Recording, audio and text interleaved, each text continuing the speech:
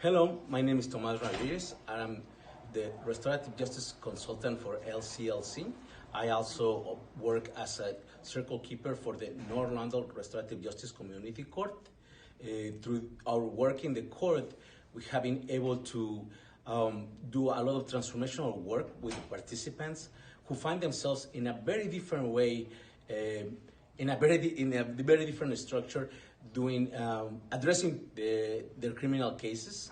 It gives them the opportunity to develop social and emotionally, and which at the same time, when we go back to the narrative of transformation or rehabilitation, is what is not happening in the traditional courts.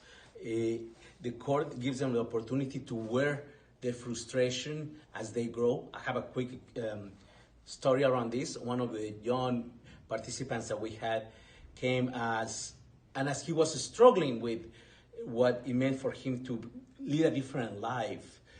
He was literally wearing his frustration and his anger, and he was really wearing all of this when he was in front of the court, the judge, I'm sorry.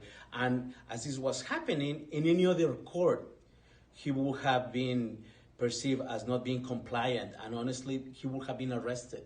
But to have a young man of color go through this manifestation of emotion and given a second chance in that moment talks about the different narrative that this initiative in Orlando is creating for young people, for our emerging adults who are oftentimes the most stigmatized by society.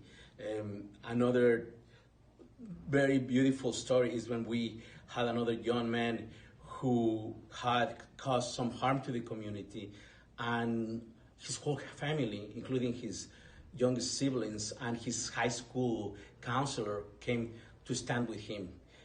So these are some of the beautiful things that we're seeing through our involvement in the Restorative Justice Community Court.